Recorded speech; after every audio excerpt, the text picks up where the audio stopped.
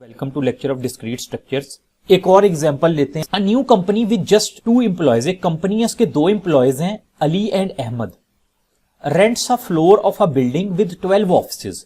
इन्होंने एक फ्लोर ले लिया जिसके 12 ऑफिसेज हैं, ठीक है। How many ways are there to assign different offices to these 2 employees. कितने अब वेज होंगे, पहले तो सोचना पड़ेगा यहां पे हम सम रूल्स यूज करें कि प्रोडक्ट रूल यूज करें। तो ऑब्वियसली यहां पे जो है कौन सा रूल यूज होगा, यहां पे प्रोडक्ट रूल को हमें यूज करना पड़ेगा, ठीक है। प्रोडक्ट रूल को यूज करना पड़ेगा। अब देखें 12 ऑफिसेज हैं, मैं इस तरह 12 लाइन लगाता हूं, 1 2 3 4 5 6 7 8 9 10 11 12, ठीक है। 12 लाइंस हो गई। अब मैं कहता हूं कि 2 एम्प्लॉयज हैं, एक है हमारे पास अली और एक है हमारे पास अहमद, AHM लिख दिया। अब इनको एक एक रूम असाइन करना है इसमें से। फॉर एग्जाम्पल अली को ये वाला एक रूम असाइन कर दिया, अली को एक रूम असाइन किया। जब ये मैंने अली को रूम असाइन किया, अली के पास कितनी चॉइसेस थी, यानी इन 12 में से कोई एक रूम अली को देना था, तो अली के पास तो थी 12 चॉइसेस, ठीक है। इसी तरह ना अली को रूम असाइन करने के लिए हमारे पास 12 चॉइसेस हैं कि 12 में से कोई एक उसको दे दो, 12 चॉइसेस आ गई। अब जब अहमद को रूम असाइन करना है तो अहमद के लिए कितनी चॉइसेस हैं, ये वाला रूम तो निकल गया, ये तो अली के लिए हमने कर लिया ऑक्यूपाई। अब अहमद के लिए कितनी चॉइसेस हैं, 11, यानी इन 11 में से मसलन अहमद को मैंने कह दिया ये वाला रूम दिया, तो अहमद के लिए मैंने जब रूम सिलेक्ट किया कितनी चॉइसेस थी, 11 में से कोई एक रूम सिलेक्ट किया, यानी 12 इंटू 11, ठीक है। 12 इंटू 11 करें, ये बन जाता है 132, यानी 132 डिफरेंट वेज हैं ऑफिसेज इन 2 एम्प्लॉइज को असाइन करने के लिए। हमारे पास 132 वेज है जिस वेज में हम इनको ऑफिस असाइन कर सकते हैं। आइए इसकी कोई थ्योरेटिकल एक्सप्लेनेशन भी यहां पे दी गई है, इसको भी एक दफा पढ़ लेते हैं कि क्या है। यहां पे लिखा हुआ है the procedure of assigning the offices to these 2 employee consist of assigning offices to Ali which can be done in 12 ways. कि अली को रूम असाइन करने के 12 वेज है हमारे पास, क्योंकि 12 रूम है, 12 में से कोई एक असाइन होना है।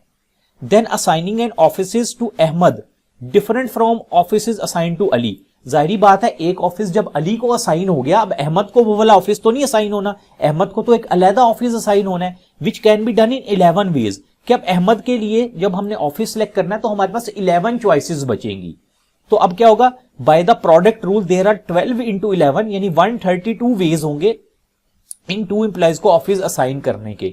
तो ये बेसिकली काउंटिंग प्रिंसिपल्स जिनको हम बोलते हैं वो होते हैं इस तरह के प्रॉब्लम को सॉल्व करने के लिए। कि देखें हमने फौरन ही देखते इसको कर लिया कि इसके लिए 12 चॉइसेस हैं, इसके लिए 11, टोटल कितने केसेस है, 132। हमने 132 केसेस बनाए नहीं है। वो किस तरह से बन सकते हैं कि पहले केस में कि अली को हमने ये वाला रूम असाइन कर दिया, अहमद को ये वाला रूम असाइन कर दिया, एक केस हो गया। दूसरा केस क्या है कि अहमद को ये पहले वाला असाइन कर दिया, अली को दूसरे वाला कर दिया। तीसरा केस क्या है, अली को दूसरे वाला किया, अहमद को तीसरे वाला। इस तरह करते करते जितनी शफलिंग, जितने केस बनेंगे मैक्सिमम 132 हम बना सकते हैं, इससे ज्यादा नहीं बनेंगे। तो ये हम बेसिकली काउंटिंग प्रिंसिपल के थ्रू इस किस्म के प्रॉब्लम्स को सॉल्व करते हैं। एक और एग्जाम्पल आ गई, the chair of an auditorium are to be labelled with upper case English letter. Upper case English letter यानी इस तरह से लेबल लगा उसको, A, B या C कुछ भी हो सकता है। फॉलोड बाय पॉजिटिव इंटीजर, उसके साथ एक इंटीजर है नॉट एक्सीडिंग देन 100, कि 100 से ज्यादा नहीं। मसलन A के साथ हो सकता है 1 लगाओ, B के साथ 2 लग सकता है, ठीक है, या C के साथ हो सकता है 1 लगाओ, कुछ भी। कि एक हमारे पास कह रहे हैं अल्फाबेट होगा, एक न्यूमेरिक नंबर होगा। अल्फाबेट कितनी ऑप्शंस है हमारे पास, 26 अल्फाबेट है ना, इंग्लिश में 26, उनमें से कोई होगा। और न्यूमेरिक के लिए उन्होंने कह दिया 100 से ज्यादा ना हो, यानी नंबर 99 तक आप लगा सकते हैं, 99 से ज्यादा नंबर कोई नहीं लगेगा उसको, ठीक है। एक्सीड नहीं करना, 100 एक्सीड नहीं करना, यानी 100 भी लग सकता है, 101 नहीं लग सकता। अगर 0 से नंबरिंग कर रहे हैं तो फिर 99 तक होगा, तो इससे हम आगे नहीं जाएंगे। तो what is the largest number of the chair that can be labelled differently. अब क्या वो लार्जेस्ट नंबर ऑफ चेयर्स होंगी जिनको हम डिफरेंटली लेबल कर सकते हैं। आप देखें अगर मैं ऑप्शंस बनाना शुरू करूं ना, मैं कहता हूं जी कितनी चेयर है, chairs of auditorium to be labelled with upper case, ठीक है, एन अपर केस यानी एक ही इंग्लिश लेटर होगा। क्या क्या नंबर लग सकते हैं उन चेयर्स को, A1 नंबर लग सकता है उस चेयर को, इसी चेयर को फिर मैं A2 नंबर भी लगा सकता हूं, ठीक है। और फिर किसी चेयर को मैं B नंबर लगा दूंगा, B1 नंबर लगा दूंगा और C3 लगा दूंगा, डिफरेंट नंबर कितनी, यानी अगर A1 फॉर एग्जांपल, चलिए इसको और थोड़ा सा आसान करते हैं समझने के लिए। जितनी भी चेयर्स पड़ी है ना, मैंने उनको नंबर लगाने हैं। इस ऑप्शन में कितनी चेयर्स को नंबर लग सकते हैं वो ये पूछ रहे हैं। अब वो नंबर किस तरह से लगेंगे कि एक चेयर है, मैंने उसको फॉर एग्जांपल नंबर लगा दिया A1, ठीक है, ये एक नंबर हो गया। एक चेयर है उसको मैंने नंबर लगा दिया B2, एक चेयर नंबर है उसको मैंने लगा दिया C3। इसी तरह वो जो चेयर है उसको अगर देखा जाए, मैं नंबर C1 भी तो लगा सकता हूं ना। हो सकता है इसको मैं A4 लगा देता नंबर, हो सकता है इसको मैं B7 लगा देता नंबर, यानी किसी भी तरह से नंबर मैं लगा सकता हूं। तो अब मैं कितनी चेयर्स को इस ऑप्शन में रहते हुए मैं मैक्सिमम कितनी चेयर्स को नंबर लगा सकता हूं। अब मेरे पास देखें इंग्लिश लेटर की कितनी ऑप्शंस हैं, 26 ऑप्शन है ना इंग्लिश जो है लेटर की, और इसकी कितनी ऑप्शन है मेरे पास 100, यानी यहां उसको 1 नंबर लगेगा, 2 लगेगा, 3 लगेगा, 100 तक में से कोई लगेगा ना। तो 26 इंटू 100 कितना होता है 2600, यानी मैं 2600 चेयर्स के ऊपर नंबरिंग कर सकता हूं इस दी गई लिमिट में रह के, कि अल्फाबेट हो और उसके साथ एक कोई न्यूमेरिक नंबर लगे, इंटीजर लगे जो कि 100 तक हो। तो 2600 डिफरेंट चेयर्स पे मैं वो नंबर लगा सकता हूं जो कि यूनिक नंबर होंगे, ठीक है, 2600 चेयर्स के ऊपर। तो ये इस तरह के प्रॉब्लम सॉल्व करते हैं। इसका यहाँ पे मैं इसको थोड़ा सा इरेज करता हूं और हम पढ़ते हैं लिखा क्या हुआ है, यहाँ पे किस तरह से उसका आंसर एक्सप्लेन भी किया गया। देखिए इसको बताया गया, the procedure of labelling the chair consist of 2 task. 2 task हैं, assigning the seat one of the 26 upper case letter, then assigning it to, यानी ये T1 ये T2। टास्क 1 क्या है, इसको एक अल्फाबेट देना है, उस अल्फाबेट के लिए कितनी है 2 टास्क, हमने कहा था ना 2 टास्क हैं। ये टास्क 1 को करने के कितने वेज है, हमने कहा N1 वेज हैं। इसको करने के कितने N2, N1 वेज में कितनी हमारे पास ऑप्शंस हैं 26 ऑप्शंस है, क्योंकि इंग्लिश अल्फाबेट 26 होते हैं। N2s में कितनी ऑप्शन है इंटीजर की 100 ऑप्शंस है, यानी इसको करने के N1 को करने के 26 वेज हैं, N2 को करने के 100 वेज हैं। तो अब क्या हो जाएगा, इनको हम कर देंगे 26 इंटू 100, क्योंकि प्रोडक्ट रूल है। दोनों कुछ जो टास्क हैं जो डेफिनेशन के मुताबिक, प्रोडक्ट रूल की डेफिनेशन के मुताबिक इस पे प्रोडक्ट रूल ही इंप्लीमेंट होगा और उसके मुताबिक आंसर 26 डिफरेंट चेयर्स को हम नंबरिंग कर सकते हैं, लेबलिंग कर सकते हैं। कुछ और एग्जांपल्स देखें, यहां पे एग्जांपल नंबर 1 में कह रहे हैं there are 32 computer in computer centre, each micro computer has 24 port, how many different port to micro computer in the centre are there. अब क्या हम इसमें करेंगे कि हर कंप्यूटर में वो कह रहे हैं, बिल्कुल देखें सिंपल सी बात कर रहे हैं कि 32 कंप्यूटर हैं, 32 कंप्यूटर्स हैं माइक्रो कंप्यूटर, और हर कंप्यूटर में 24 पोर्ट हैं।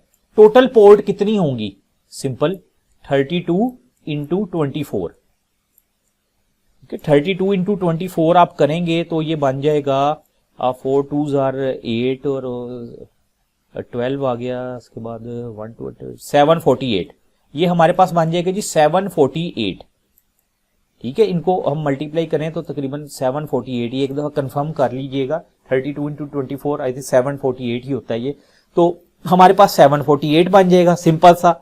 इसी तरह how many different bit string of length 7 are there, length 7 की बिट स्ट्रिंग, लेंथ 7 का मुराद है ये देखें 1 2 3 4 5 6 7। अब उसको कहा डिफरेंट बिट स्ट्रिंग, बिट क्या होती है, यहां तो 1 होती है या 0 होती है, यानी यहां पे यहां तो 1 आएगा 0 आएगा। हमारे पास कितनी ऑप्शन है, 2 ऑप्शन है। यहां पे क्या आएगा, यहां 1 आएगा 0 आएगा, कितनी ऑप्शन है, 2 ऑप्शन है। यहां पे 1 और 0 अगेन 2 ऑप्शंस, यहां पे भी 2 ऑप्शन 2 ऑप्शंस, ये भी 2 ऑप्शंस, ये भी 2 ऑप्शंस। हमारे पास इतनी ऑप्शंस हैं, कितने 2 आगे 1 2 3 4 5 6 7, तो हम इसको कह सकते हैं 2 raise to power 7 different strings बन सकती हैं। 2 रेज़ टू पावर 7 कितना होता है 128, 128 हमारे पास डिफरेंट बिट्स जो है वो स्ट्रिंग लेंथ की आ सकती हैं। तो ये सारा जी काउंटिंग प्रिंसिपल्स होता है जिसको हमने स्टार्ट में डिफाइन की चीजें। इसी तरह से फिर आ गया how many different licence plates can be made if each plate contain sequence of 3 upper case English letter followed by 3 digit. अब कह रहे हैं यहां पे 2 टास्क हैं, T1 क्या है, अपर केस इंग्लिश लेटर 1 2 3, ठीक है, यहां पे इंग्लिश लेटर आएगा और एंड फॉलोड बाय 3 डिजिट, फिर क्या 3 डिजिट भी है, 1 2 3 डिजिट। यानी अब देखें यहां पे हमारे पास अल्फाबेट हमने लिखना है, ए टू जी में से कोई आएगा ना, ए टू जी में से कोई अल्फाबेट लिखेंगे। कितने ऑप्शन हैं, 26 ऑप्शन है हमारे पास। फिर अल्फाबेट आएगा, कितने ऑप्शन है, ए टू जी में से कोई लिखेंगे, क्योंकि लिखा है no sequence of letter are prohibited, यानी लाजमी नहीं कि हम कहें कि पहले नंबर पे ए ही आना है, फिर 2 दफा ए नहीं आएगा या 3 दफा आएगा, जो भी है किसी भी तरह से हो सकते हैं। तो यानी ए से लेके जी तक में से कुछ आएगा, कितनी ऑप्शन है, फिर 26 ऑप्शन है। तीसरे भी अल्फाबेट के लिए ए टू जी में से कोई चीज आएगी, कितनी ऑप्शन है, 26 ऑप्शन है हमारे पास। और फिर इसी तरह अब जहां पे डिजिट आना है, डिजिट हमारे पास कितनी ऑप्शन है, डिजिट 0 से लेके 9 तक में से कोई डिजिट होगा ना, बाकी तो सारे इनको मिला के बनते हैं। 3 डिजिट आने हैं, 3 डिजिट से मतलब जगह 0 से 9 तक कोई नंबर होगा, या 0 होगा 1 2 3 4 5 6 7 8 9 तक में से कोई। हमारे पास कितनी ऑप्शन है, 10 ऑप्शन है। 0 से 9 तक 10 ऑप्शन है, यहां पे भी 10 ऑप्शन है, यहां पे भी 10 ऑप्शन है। इसका आंसर कैसे होगा, 26 मल्टीप्लाई 26 मल्टीप्लाई 26 फिर मल्टीप्लाई 10 मल्टीप्लाई 10 एंड मल्टीप्लाई 10, इन सबको आपस में मल्टीप्लाई कर देंगे, जो भी आंसर आएगा वो हमारा इसका आंसर होगा। तो इस तरह से हम इन सब क्वेश्चंस को सॉल्व कर सकते हैं। लास्ट में 4 पे लिखा हुआ है, how many functions are there from a set which with m element to a set with n elements. m elements हैं विद n एलिमेंट्स हैं, तो बहुत ही सिंपल, क्या है, n power m, n power m हो जाएगा। जाहिर बात है, वो जब कह रहे हैं कि from a set with m element, set है जिसके m एलिमेंट है, यानी कितने उससे फंक्शन बनेंगे, to a set with n elements, तो n पावर m जो होगा वो बनेंगे। n की कुछ भी वैल्यू हो सकती है, m की कुछ भी वैल्यू हो सकती है। जिस तरह ये हमने किया था ना 2 पावर 7, तो 2 क्या था, इसमें कह लो कि n उसी तरह से होगा जिस तरह हमने कहा था ना, 2 हमने कहा था बिट्स होंगी, और कितनी उसके 7 क्या हो गया हमारे पास, जो ऑप्शंस बन रही थी लेंथ 7 थी। ये भी उसी तरह का एक केस बना के में दे दिया गया, लेकिन इन जनरलाइज्ड फॉर्म में रखा गया, n और m की फॉर्म में। एक और एग्जांपल हमारे सामने आ गई, suppose that either member of mathematics faculty or student who is mathematics major is chosen as a representative to university committee. Statement समझना बहुत जरूरी है। यहां पे वो कह रहे हैं कि यूनिवर्सिटी की एक कमेटी बन रही है, उस कमेटी के मेंबर के लिए जो हम मेंबर चूज करेंगे, या तो वो मैथ फैकल्टी का होना चाहिए, या वो ऐसा स्टूडेंट होना चाहिए जो मैथ पढ़ रहा हो, यानी मैथ उसका मेजर सब्जेक्ट, तो मैथ की डिग्री ले रहा हो, ऐसा होना चाहिए। इन दोनों में से किसी को उस कमेटी का मेंबर बनाना है हमने। दोनों में से मुराद के जो फैकल्टी मेंबर्स हैं, या तो उसमें से होगा, या जो मैथ मेजर जिनका है, जो मैथ की डिग्री ले रहे हैं, उनमें से कोई होगा। क्वेश्चन है कि how many different choices are there for this representative. हमारे पास इस रिप्रेजेंटेशन के लिए कितनी ऑप्शन होंगी। If there are 37 member of mathematics faculty and 83 mathematics major and no one is both faculty member and student, which rule applicable here, sum or product. अब कौन सा रूल यहां पे यूज करेंगे, सम करेंगे, प्रोडक्ट रूल यूज करेंगे, पता कैसे लगेगा। सम रूल में हम कह चुके हैं कि कोई भी टास्क सेम टाइम पे अकर नहीं हो रहा होगा, दोनों टास्क डिफरेंट होंगे। यहां पे एक चीज आप देखें, अगर सम रूल की डेफिनेशन देखें तो यहां पे 83 mathematics major and 37 member of mathematics faculty. अब यहां पे ये नहीं उन्होंने कहा कि जो 83 मैथमेटिक्स के स्टूडेंट्स हैं जो मैथमेटिक्स की डिग्री ले रहे हैं, उनमें से ये नहीं कहा कि 3-4 जो हैं वो math as a faculty member भी काम कर रहे हैं, यानी वो वहां पे पढ़ भी रहे हैं और एज अ टीचर पढ़ा भी रहे हैं। ऐसा तो कोई केस नहीं है, कॉमन तो कोई केस नहीं है इसमें। जब कॉमन केस नहीं है तो यानी यहां पे तो फिर हमारी सम रूल की एप्लीकेशन जो है वो इंप्लीमेंट होगी। तो उसके मुताबिक कितनी चॉइसेस हमारे पास बन जाएंगी, 37 हमारे पास फैकल्टी मेंबर हैं, 83 वो स्टूडेंट हैं जिनका मैथमेटिक्स मेजर है। तो बहुत सिंपल, 37 प्लस 83, 37 प्लस 83 आप देख ले हमारे पास क्या आता है। जो इसका आंसर है वही इस क्वेश्चन का आंसर होगा हमारे पास। तो ये मेरा ख्याल 120 इसका आंसर हो जाता है। यहां पे वही सारी चीज एक्सप्लेन की गई जो मैंने आपको बताया कि ये किस तरह से हमारे पास जो है वो प्लस रूल है, यानी सम का रूल है, और वही ऑप्शन बता दी गई, एंड पे बताया गया 37 प्लस 83 हो जाएगा। टोटल 123 पॉसिबल वेज हैं जिससे हम कोई रिप्रेजेंटेटिव सिलेक्ट कर सकते हैं। एक और एग्जाम्पल आ गई उसके बाद, इसको भी सॉल्व करते हैं। इस एग्जाम्पल में कहा गया कि a student can choose a computer project from one of the 3 list. को 3 लिस्ट दी गई हैं, मैं कहता हूं इस तरह से लिख देते हैं, ये लिस्ट 1 है, लिस्ट नंबर 2, लिस्ट नंबर 3। इसमें से उसने कोई प्रोजेक्ट सिलेक्ट करना है। No project is on more than 1 list, how many possible projects are there to choose from. ठीक है, द 3 लिस्ट कंटेन 23, 15, यानी इस लिस्ट में हमारे पास 23 प्रोजेक्ट्स हैं, इस लिस्ट में हमारे पास 15 प्रोजेक्ट्स हैं और इस लिस्ट में 19 प्रोजेक्ट्स पड़े हैं। ठीक है, अब स्टूडेंट ने इसमें से कोई एक प्रोजेक्ट चूज करना है, यानी इन तीनों लिस्टों के प्रोजेक्ट देख के उसने कोई एक प्रोजेक्ट सिलेक्ट करना है। तो स्टूडेंट के पास कितने पॉसिबल प्रोजेक्ट्स हैं जिसमें से उसने चूज करना है, और यहां पे कह दिया no project is more than, no project is on more than 1 list, कि यानी इन 23 में जो प्रोजेक्ट है ना, उसमें से कोई भी प्रोजेक्ट ऐसा नहीं जो इन 15 में भी ऐड हो गया हो। यानी कई दफा होता है ना, 23 में जो मैंने प्रोजेक्ट दिए, 23 प्रोजेक्ट दिए, उनमें से जो एक प्रोजेक्ट है वही सेम इस लिस्ट बी में भी, उसको कह लेते हैं list number A, list number B और लिस्ट नंबर सी। वो कह रहे हैं ऐसा केस नहीं है कि आपके इसमें जो 15 प्रोजेक्ट्स हैं उन 15 में से एक सेम प्रोजेक्ट इन इसके अंदर लिस्ट सी में भी ऐड किया हुआ है, ऐसा कुछ नहीं है।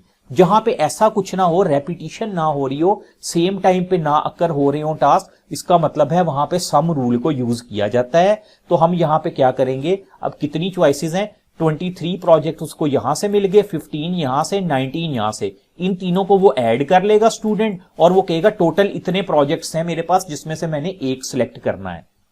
तो ये देखें यहां पे सारा वही कि 23 प्लस 15 प्लस 19 टोटल 57 उसके पास प्रोजेक्ट हैं, उन 57 में से एक सिलेक्ट करना है। तो इन क्वेश्चन में ना जो क्रिटिकल चीज है जिसको हमने देखना है, तो उसमें ये है कि हमें ये पता लग जाए कि यहां पे प्रोडक्ट रूल इंप्लीमेंट करना है कि सम रूल करना है इंप्लीमेंट। अब सम रूल में देख लेना है, जहां पे तो कोई कॉमन चीज नहीं ना होगी वहां पे हमने हमेशा सम रूल इंप्लीमेंट करना है। जिस तरह देखें यहां पे वो जो कंडीशन है ना, project from the first list second, देखें यहां पे लिखा because no project is on more than 1 list. कोई भी प्रोजेक्ट रेपिटेटिव नहीं हो रहा, रेपिटेटिव नहीं होगा। हमने सम रूल की डेफिनेशन में कहा था ना, कोई भी टास्क सेम टाइम पे कर नहीं हो रहा होगा तो क्या होगा, बाय द सम रूल। साथ ही लिख दे बाय द सम रूल, क्योंकि यहां पे no project on the more than 1 list है, इसलिए सम रूल इंप्लीमेंट हो जाएगा। सम रूल लगा के उसका आंसर निकाल दिया।